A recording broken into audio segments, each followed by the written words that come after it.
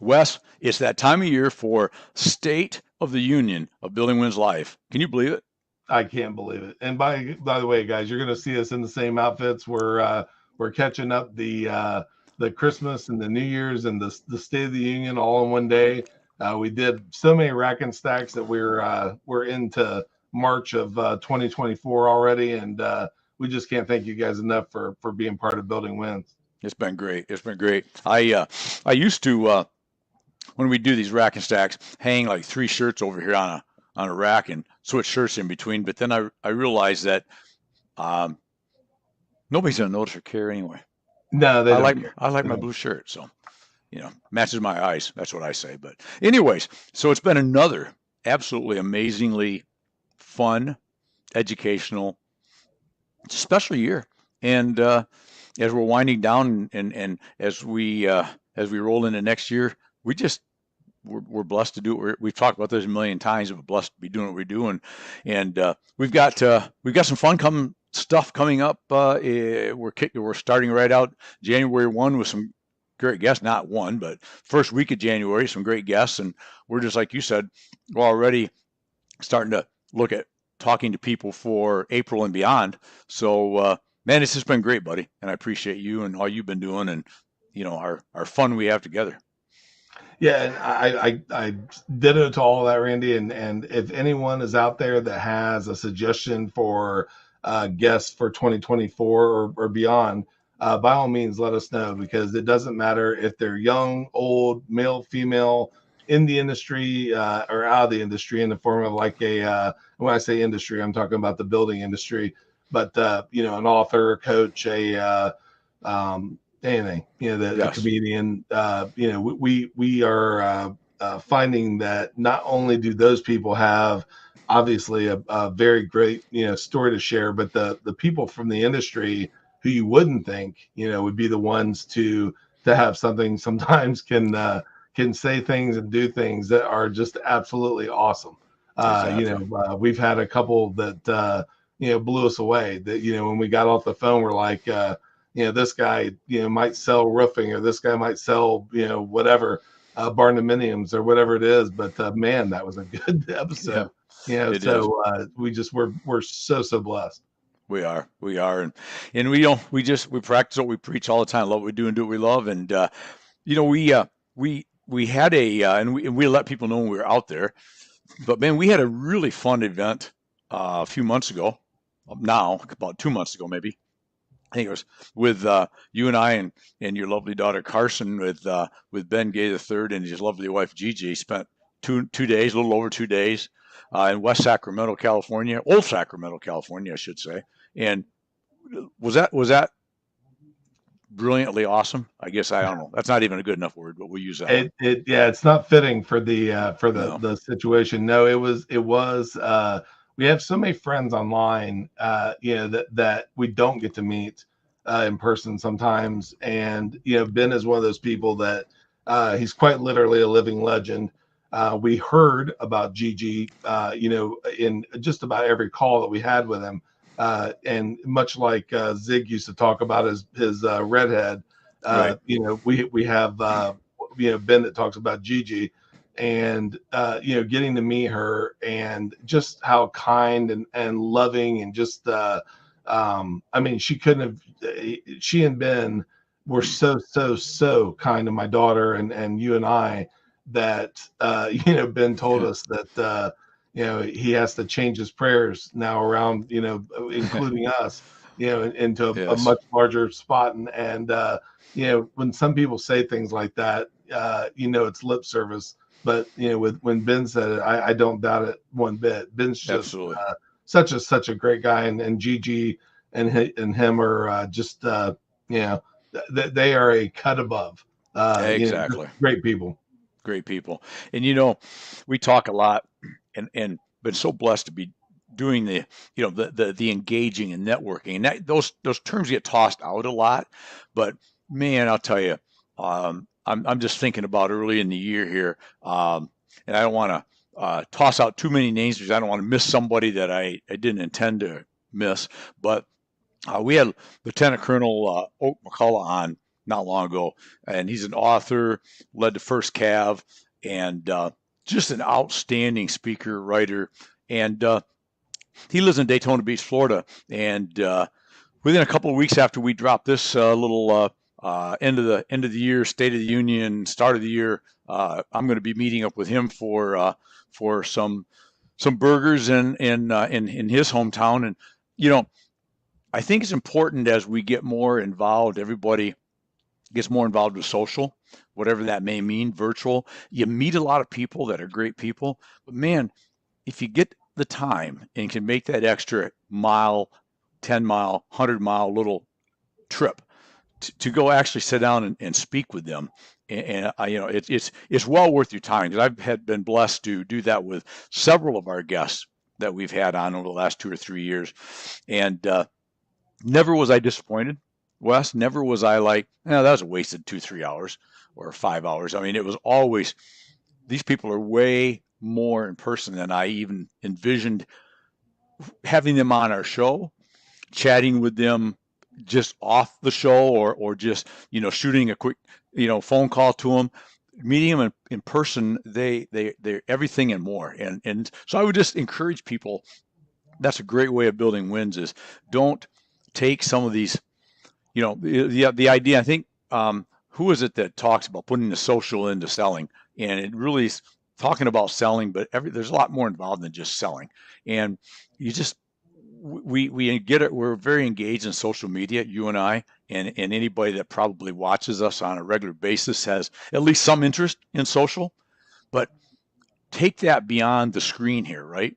When you can, safely. Don't be an idiot. Yeah. I'm not suggesting you go running all over half the world with somebody you don't know. That would be dumb. So I'm going to put that caveat there, right? But I'm just saying, you get to meet some of these people, and the highlight of this trip is going to be in a couple of weeks. I'm going to be seeing a granddaughter and great grandkids. So that's okay, slightly better. Oak, sorry, Oak. That's slightly better, but that's a highlight of my trip, and I just would challenge everybody to think out of the box and not go, yeah, it's just somebody I met, but they're fine, they're cool, but I'm not going to go 50 miles to go meet them. Go the 50 miles. That's all I'm saying. Yeah, 50 miles is a very, very short trip to get to meet somebody like that gentleman, especially Oak McCollum. That, just a great man. I used to live in Daytona. The next time we're on, we'll have to talk. I didn't realize that that's where he hung his spurs, but yeah, I lived there for 4 years back in the 90s when MTV was at its peak. I actually did security back then. I didn't just get called your occasional bodyguard. That's what I did with you were security. The bodyguard. Okay.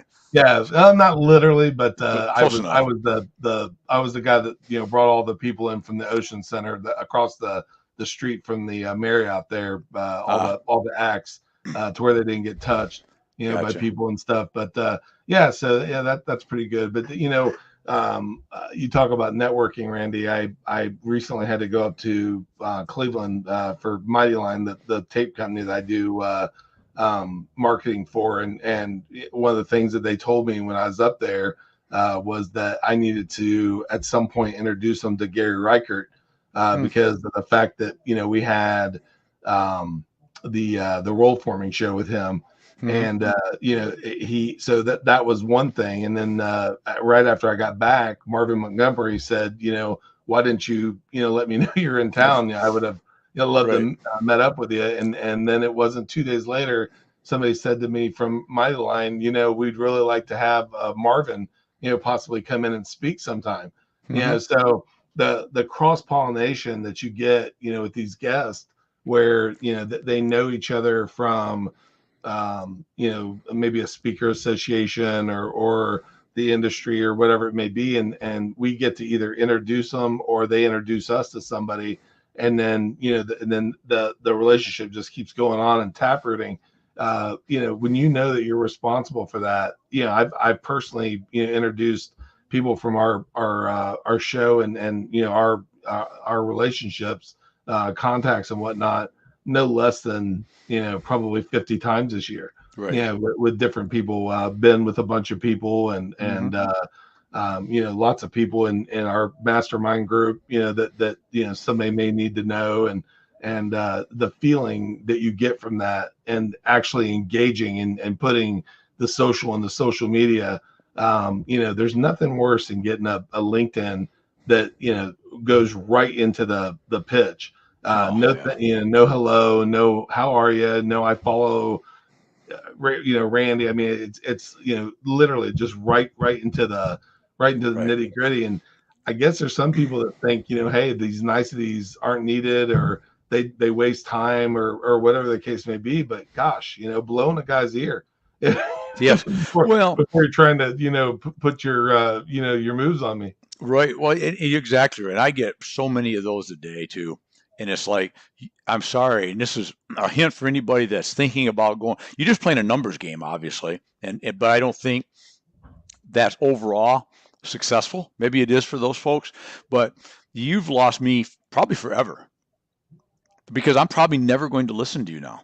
If you, one of my personal favorites, and I use air quotes as favorites, is, as you know, I rep manufacturers. I'm a B2B guy. I am not a roofer, right? I sell to people that sell to roofers.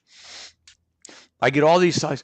I see you're in a roofing business. You're a roofer. I can help you get 346,000 leads every 12 minutes, blah, blah. It's like, dude, you didn't even read my profile and know who I am, because I'm not a roofer. Right. Right. So the fact that you didn't, all you have to do is Google me, go to LinkedIn, go to any of the social media, and spend 10 minutes, and you'll know everything that I do. If you couldn't take that length of time, then there's probably zero chance that we're ever going to talk ever. Right. There's just zero. And I think why do you blow that opportunity with somebody that maybe, if you'd have came at me in a different way, developed a little relationship, figured out, I understand you not, but I know you do a podcast. I know you're very active in the roofing world. Maybe we could, do some work together. Maybe we could introduce each other. That would be a different story, right? But like you said, you go right for the jugular. And yeah, you get the jugular, you get the delete, and we're done, I right? wonder how many times our friend that we just mentioned, Bing Gay, gets a message that says, Oh. "I love your cream. I could help you get lots and lots of Yes, customers." yes. Yeah, I've because u- they don't read yes, anything. they don't. I've used that forever. It makes my back feel really good. Really. Okay. Well, I was going to tell you, I've gotten very, very into AI this year, Mm-hmm. and the profiles that are created, and the backstory that are created on a lot of these are without a doubt bots. That Oh yeah. they're not even real. So when I was a kid, and I'm sure you'll be able to remember this, because I think that you might have a few years on me, but the just a smidge. But you'd see an ad in the paper, and it would say, come in 2 o'clock, open interviews, ask, call and ask for Mr. Black, and then you'd see the same ad in another paper that said, talk to Mr. Ask for Red, or something Mm-hmm. like that. And then in years later in a class, one of our teachers said, well, you know why that is. And I was like, no, I don't. And they said, well, that's so that they can tell, what advertising is working. That, Mm-hmm. so if they know that the ad, that's Mr. Black is let's say the Daily News is getting, all these calls, but the Mr. Red is, got almost nothing. They know which one to do more in the next Mm-hmm. time. Sure. And so there's no Mr. Black or Mr. Red. It's nothing more than marketing. Right. So, now the way that works is, instead of there being a Mr. Red or a Mr. Black, there's an avatar that's created. It looks like a person. It sounds like a person. It reads like a person. But the one thing that everyone needs to realize is that AI, as great as it is, and by the way, if you know what you're doing, it is great, Mm-hmm. but it still will never replace the true niceties of what we're doing, where you talk back and forth. That's going to come close, and down the road, I'm saying never is not the thing I should have said. it's going to be very difficult, Right. to replace the true niceties. It's always going to have a little bit of cold, unpolished, aspect to it, just because of the fact that you can't be Wes, I can't be Randy, and we can't be you. Yeah, I Right. mean, and as long as you embrace that, know that your job probably won't be replaced by AI. It'll probably be replaced by someone who knows how to program AI. Right. And, Right. and that's the thing that you really need to embrace, is that we talk about this a lot, but Randy will do a TikTok here or there, or I might do say uh, oh, let's say a blog post on something that I don't normally, post on. Maybe it's Reddit or something like that. The reason that we do that is because we know that we may not be interested in that particular platform, but there are still eyeballs out there that may be. Hmm. So if you can just embrace the stuff that's coming and do something that is probably not the best way to say it, but kind of eat the chicken and spit out the bones. There's a lot of great stuff to be had on these platforms and these AI and software and the different tools that are out there, that kind of help and trim things down for you to be able to go out and make those introductions and make those relationships, that don't let it pass you by because you don't like it. Find the way that it will work for you, and kind Right. of call out the stuff that works, and ditch the stuff that doesn't. And you'll be amazed, that there's a whole new world out there, opened up for you in those areas. And then the stuff that Randy and I just mentioned that drives you crazy, just make sure you don't do that.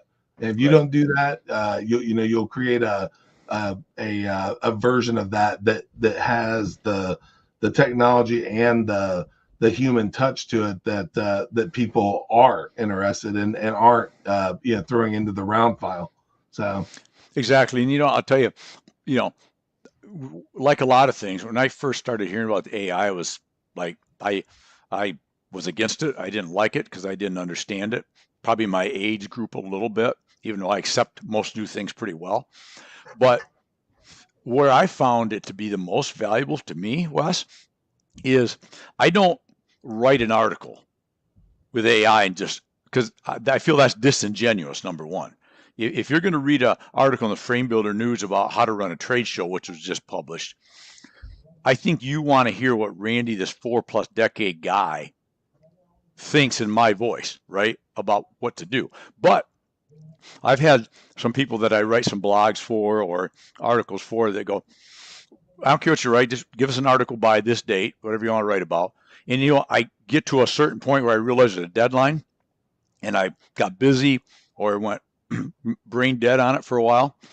Where I really is go to AI and type in, give me 20 current snappy, whatever subject about whatever, right?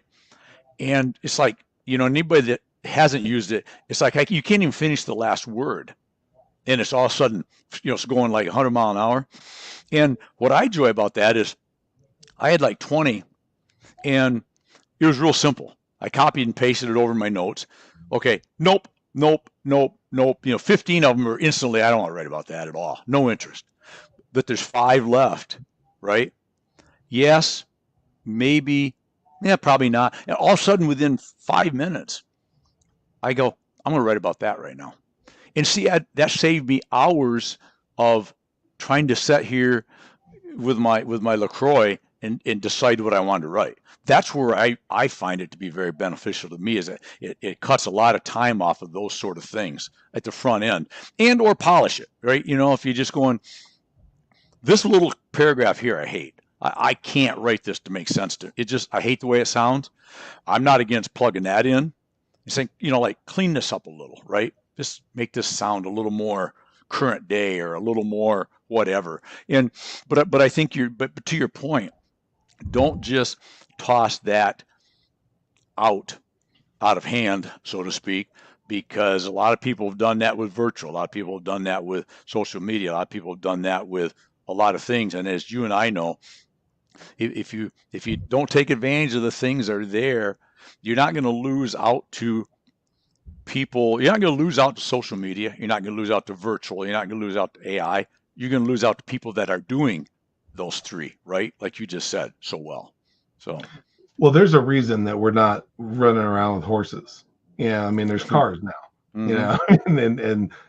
know, Jerry Seinfeld always makes jokes about the chopstick and says, they've seen the fork. Yeah, I mean, Right. but the thing is, there's always something out there that's a little, better, a little bit of a temptation. And if you're a kid that's, 11th hour that you have to write a 3,000 word, document, and the difference is getting a zero or going in and letting AI be a muse or kind of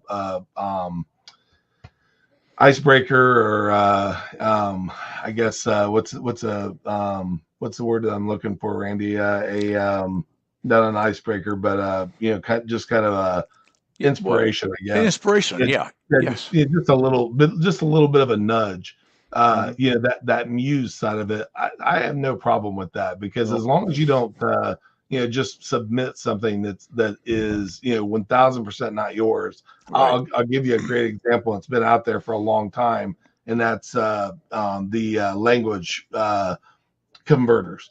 Oh, yeah. Where you translate something from, say, Spanish to English, or vice Mm-hmm. versa.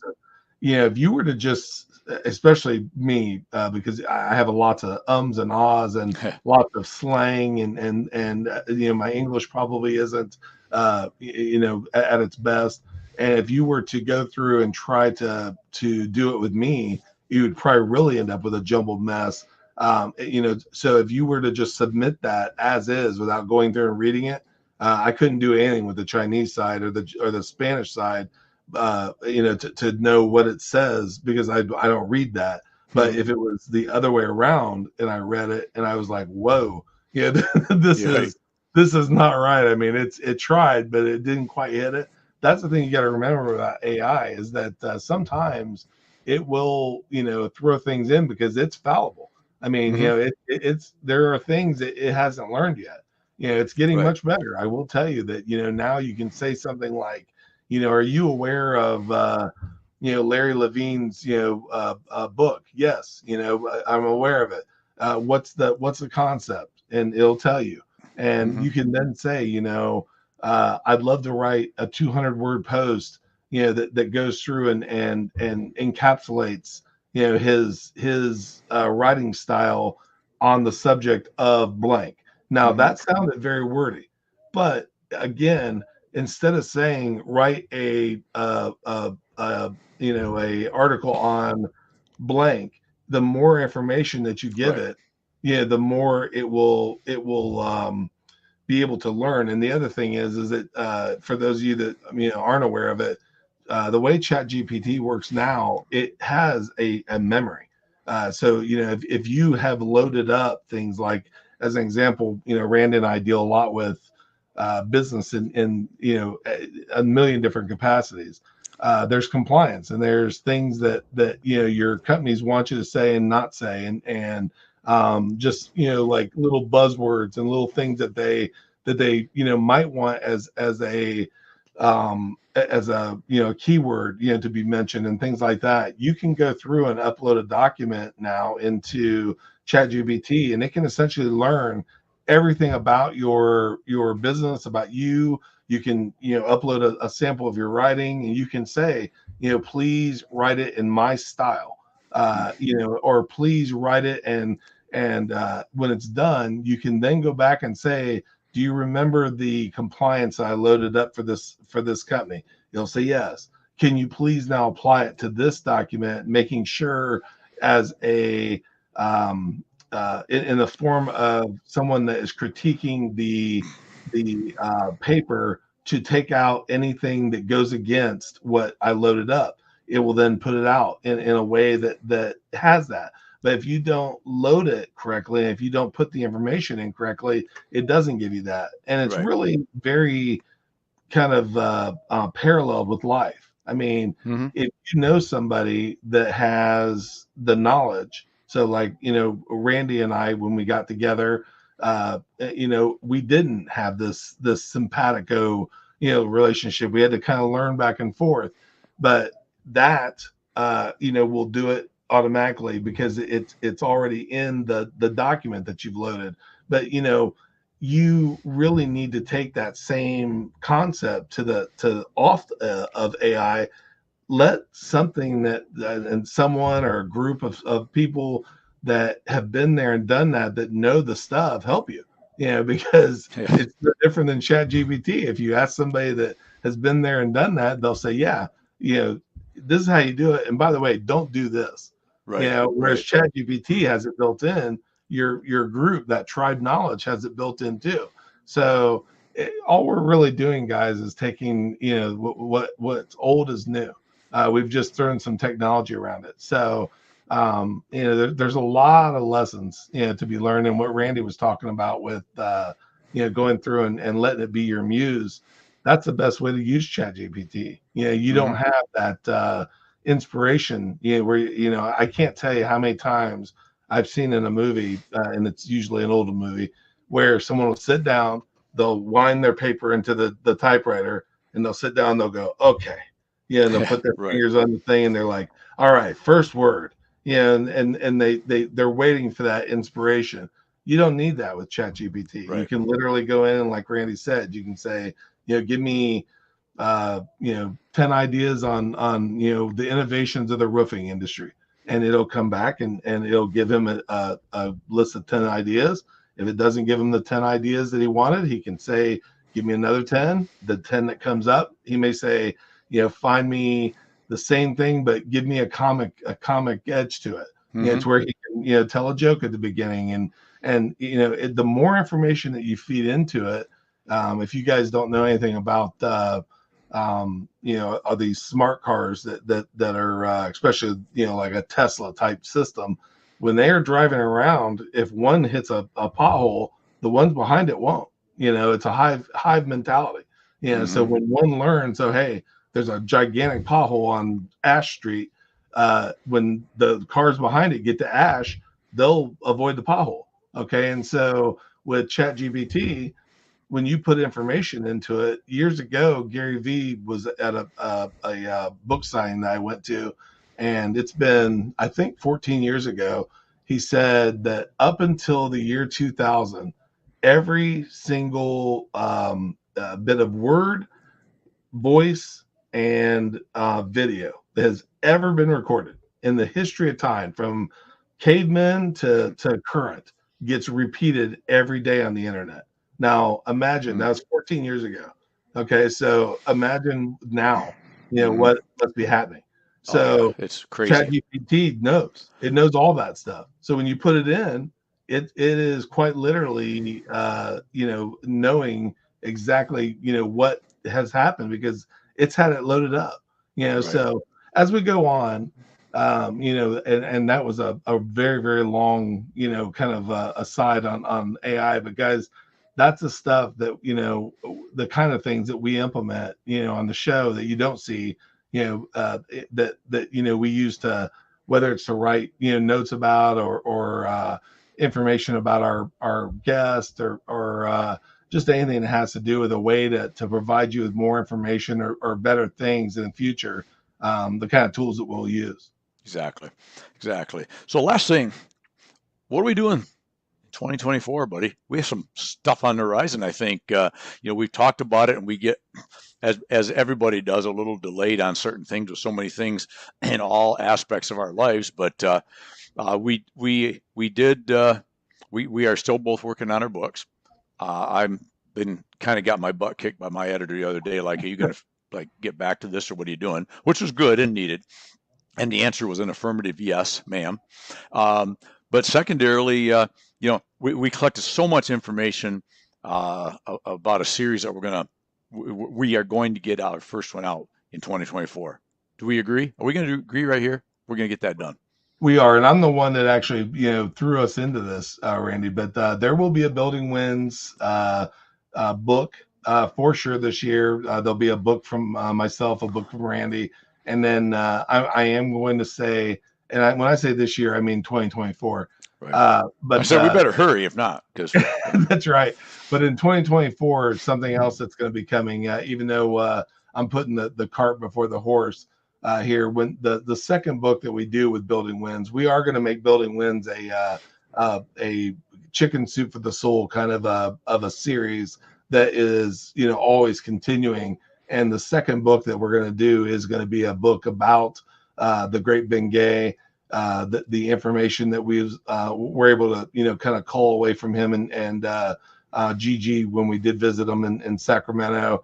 And you know, he'll be the first highlight of that series that we do with the Masters. And so, you know, unless Randy and I decide to have two books, you know, individually, or one book, you know, there's going to be for sure 4 books in 2024, one from each Randy and I, and 2 from Building Winds that are going to be pretty amazing, and there'll be workbooks and courses and just a lot of fanfare, you know, around the books and the courses as well. So when you have a book, it won't just be a static book. There'll be something that accompanies it in the form of videos and audios and things like that. So if you have the book, you'll be able to, you know, if it says, you know, to go to this website or scan this QR code or you know, however we decide to do it, you'll get a audio or a video